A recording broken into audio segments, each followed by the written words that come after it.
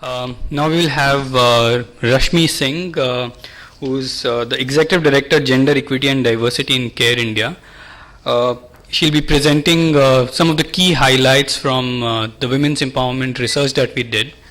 Rashmi has been working as the Executive Director, Gender Equity and Diversity in CARE India. She's an agriculture graduate with postgraduate in social work from the Lucknow University.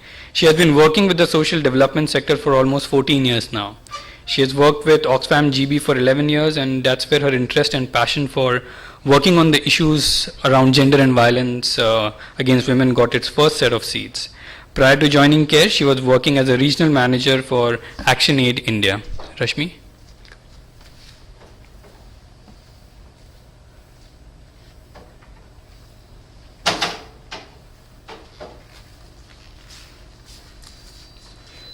Presentation.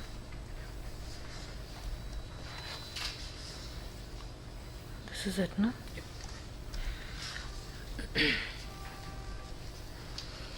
Hi, good morning everyone, once again. Okay, so in my presentation I'll just briefly take you through that from where we started this work and what laid the context and what was the environment. We thought that okay, this is something really worth doing.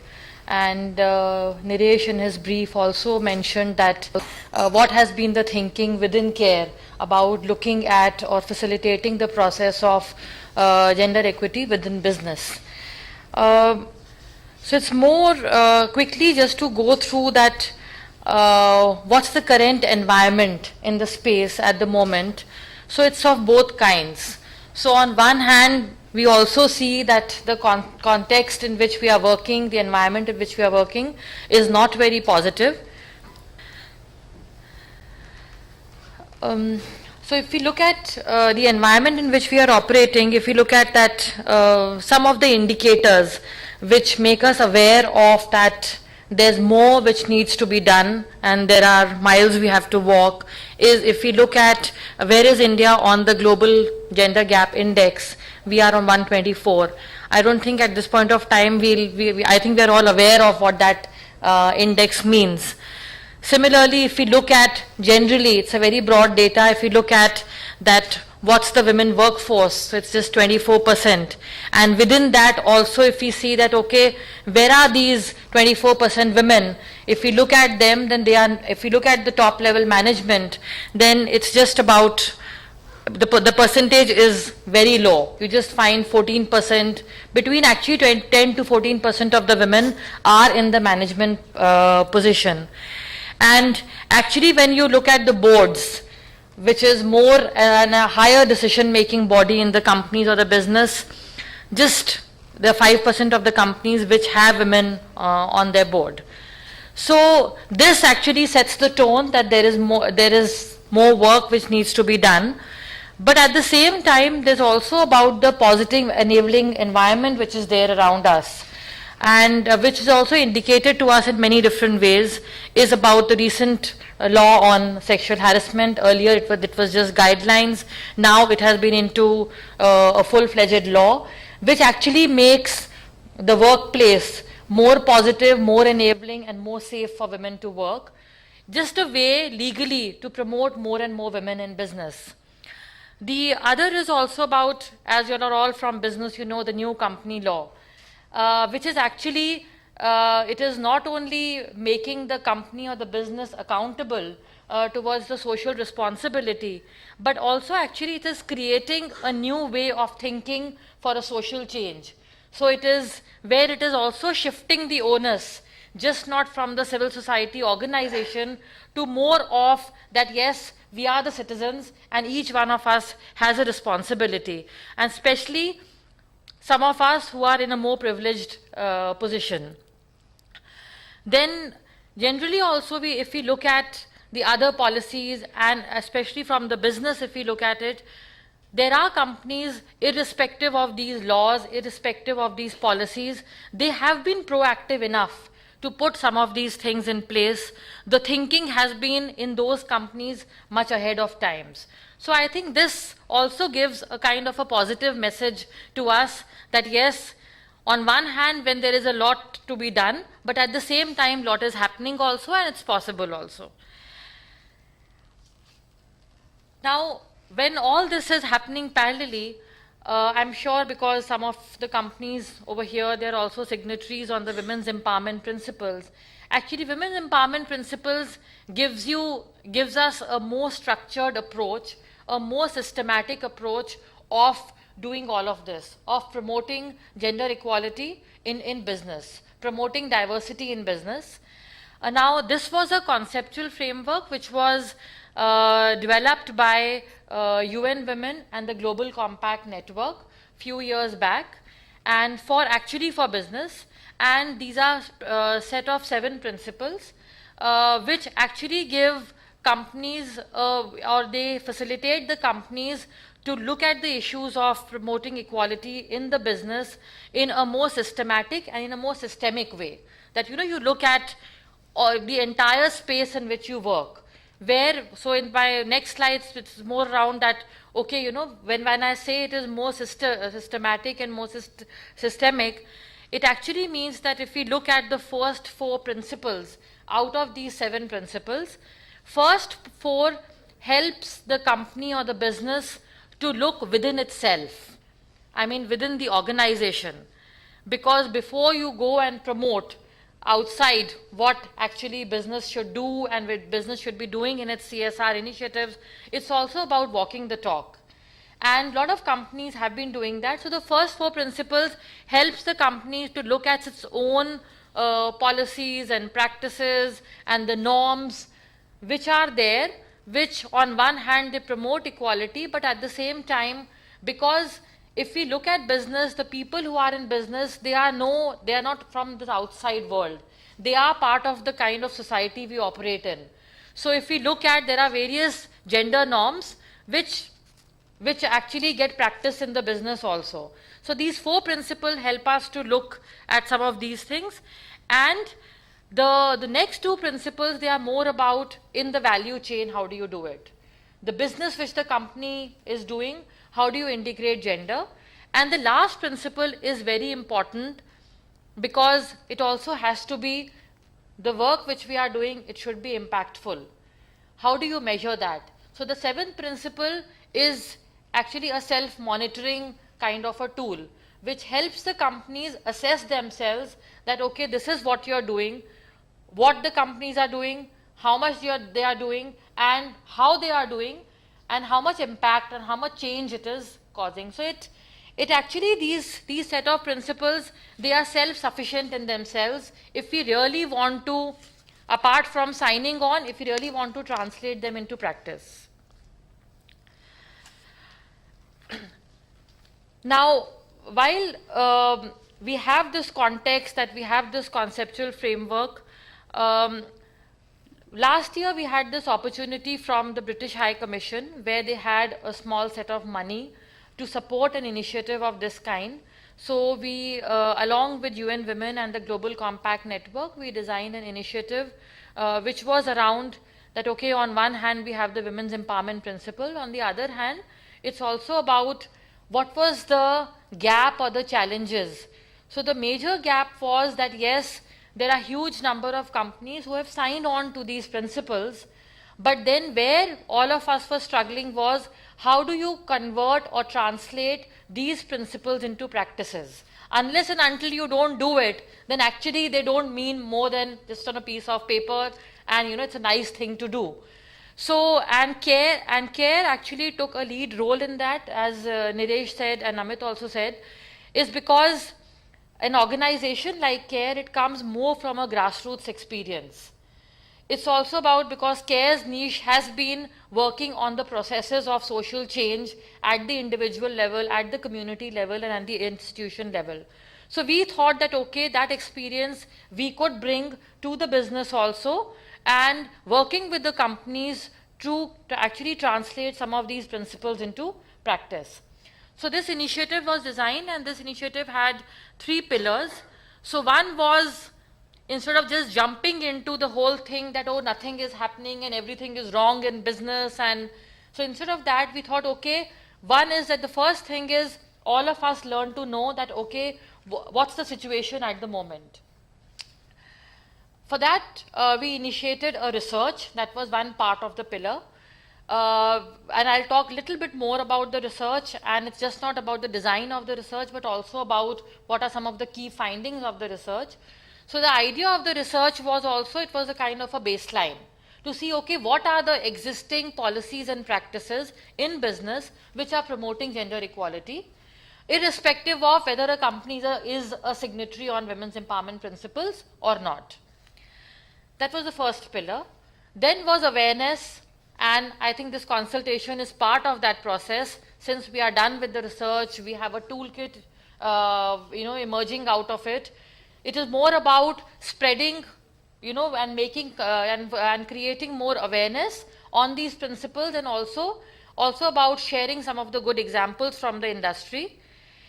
And then the last pillar, which is going to actually be more active in the coming year, which is about facilitating the process of having more industries and more business sign on to the principles.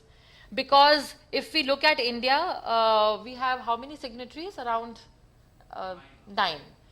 Only 9 business companies who have signed on to the principles.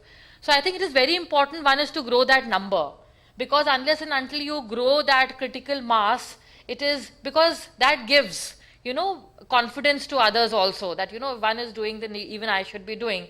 But at the moment, that number is a challenge. And at the same time, also about after signing on, then creating that environment, creating those structures. Like I can give you one example, is about when I say facilitation, is also about this project is in the next year would be creating a resource pool of consultants, of experts, of civil society organizations who are working on the issue of gender equality and diversity, and this database would be shared with the business. Because if, let's say for example, a company is wanting to set up a committee against sexual harassment, or you want to do trainings, or you want to design your CSR initiative, then it's companies want the support from the civil society organization because that has been their business. So how that link and relationship can be strengthened would happen in the facilitation pillar of this initiative. Now going back to the first pillar, which was, I said, research, which is very important to know that, okay, what are some of the existing practices and policies the business is promoting. So we undertook a study with a sample of companies, and one was to understand that what some of the companies are doing, and also to understand the pathways or the roadways which the companies have taken, and also pick up some very positive examples or business cases, and actually then share it in the wider space. On the side you can see now in taking the sample, we actually took a sample of 50 companies, and they were from 10 sectors. And in the earlier slide, you can see that these were some of the sectors. And from these sectors, we took around 50 companies. But of course, it had its own challenges. One is to get the companies, then they have to have the companies consent to, because research means you have to, be part of data collection and data sharing. So, which is, sometimes it is about the time constraint, sometimes it is about the disclosure, people are not very confident sharing some of that information. Now, what was the source? As I said, it was a challenge. So, there were two sources. One was the secondary source of information. As you know that there are many annual reports and disclosures available on the internet. So, and we had a professional team of researchers who did this study. So one set of information they took from the available literature which is there about the company, and the second was we developed an interactive tool which was more about, it was just not an interview or a one-side data collection, but actually it helped trigger some of the conversations also with some of the companies, and set of primary data was also collected. When we went directly to the company, there were two kind of people we tried to talk to. One was people at the senior level, and at the same time also talk where the companies gave permission, also talk to a sample of employees at different levels within the organization, men and women both, to also get a sense of the larger environment. Now quickly I'll just share some of the key findings which are emerging from the research. But then I think during the day we'll be talking more about it, and I'm sure you will have many more examples than what is coming in this study. Is that I won't read as it is given on the slide, but then if we look at that, representation of women on board, the study showed it ranged from 4% to something around 29%. Now, if we look at that, which were those companies on which there were women on the board, I'll say coincidentally or unfortunately, many of them were family-owned business. So I'll leave it at this point, but then we can just more think about it, that how much we need to work on that. Then as you can see that even if we see that highest representation of women in the workforce is more in the IT sector, and we all know that it is for what reasons. One is, of course, women are getting more into that, the kind of environment, the less amount of risks it involves. It also enables the companies to get into more flexi working environment than the rest of the industry, which actually encourages more and more women to get into the IT sector and the ITS.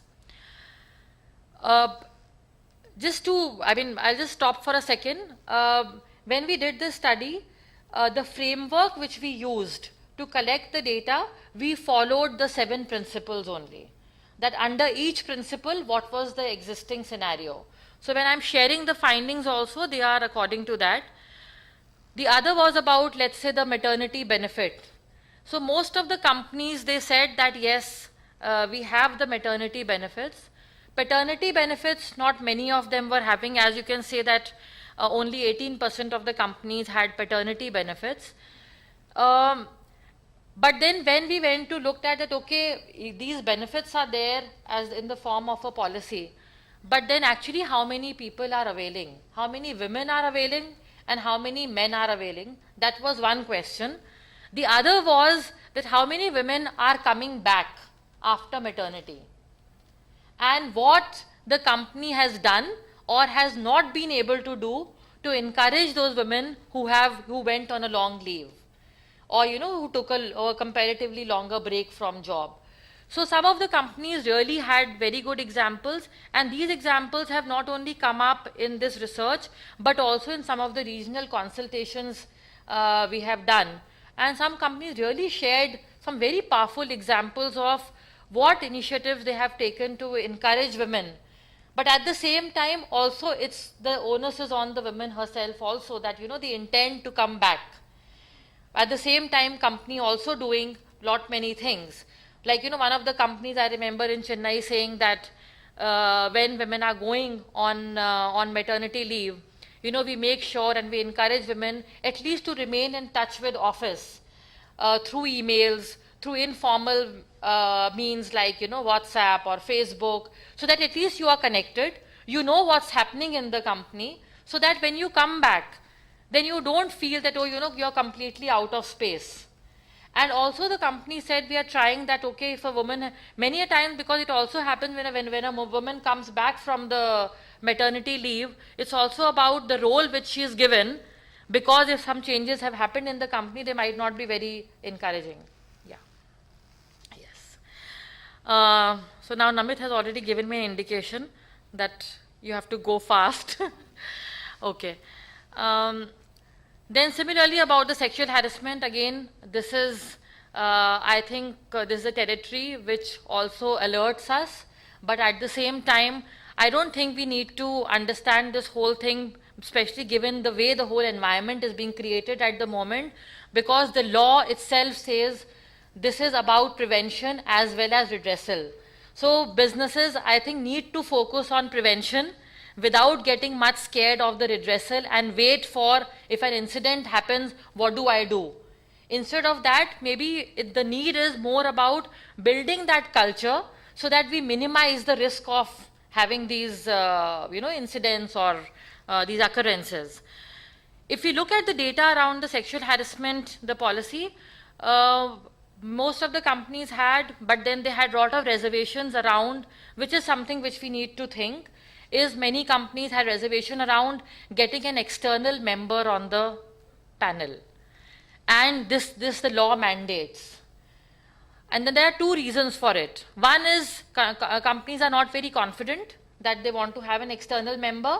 The other is they don't know the right people who they can have on the panel.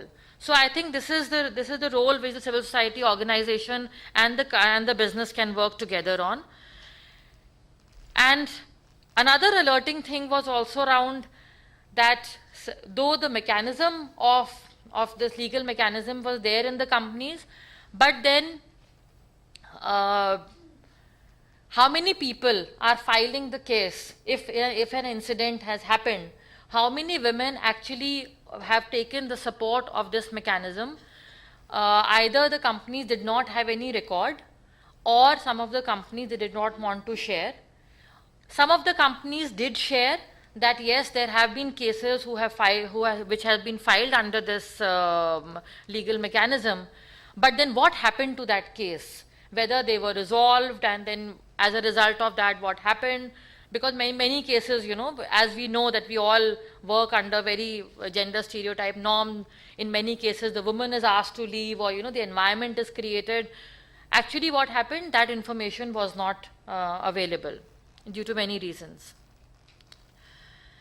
Then again, the companies taking initiatives on promoting the development of women or the skills of women, especially the IT company and the ITS company, and there was one more I'm just forgetting. They had a lot of initiatives around training and development, mentoring, leadership. So a lot of initiatives have been taken.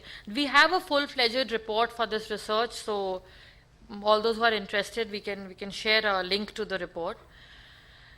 But again, although there was a lot of training, companies were providing and a lot of mentoring were providing, but there's very anecdotal data available on how many companies are actually promoting, alternate or the non-stereotypical roles for women. And especially if we look at the aviation industry, it has the highest number of women, but then we know at what level. They are more as the cabin crew, and we know why it is. You want young, good-looking girls, and then you reinforce some of this. So I think these are some of the things which we need to pay attention to.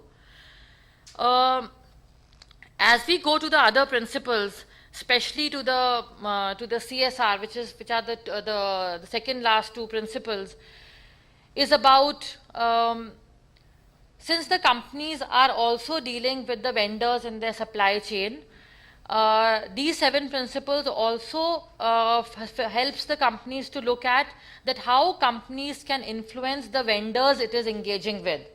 How even the vendors they are engaging with, or other people in the business they are engaging with, how they can be influenced to integrate some of these policies and practices. Not many companies have been able to do that. I mean, there's still a lot of gap and there's a lot of silence around that. Most of the companies, especially because of the company law, they have these CSR initiatives, and they focus on thematic areas like health, education, and livelihood. So, and there's a lot of thinking around that, and there's a lot of partnership which is happening with the civil society organizations in different ways. But again, if we look at the last principle, as I said, which was more about sustainability, it is about 42% of the companies disclose information through sustainability report. Because we know that apart from you have monitoring mechanisms within the companies, there are some global reporting parameters. So not many companies are reporting on that. And even if they are reporting, then the gender disaggregated data is not available. So I think this is something which actually alerts us that these are some of the areas which we really need to pay attention to.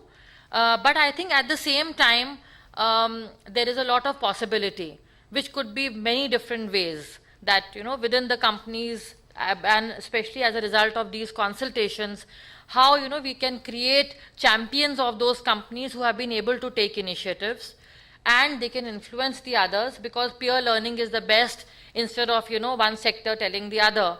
And instead of that, it is easy, and you can relate, companies can relate with each other. I think that's the whole idea of this initiative. And as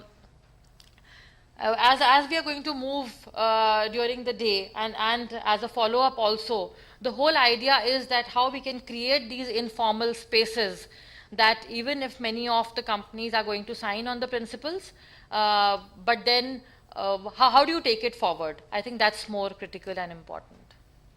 Thanks.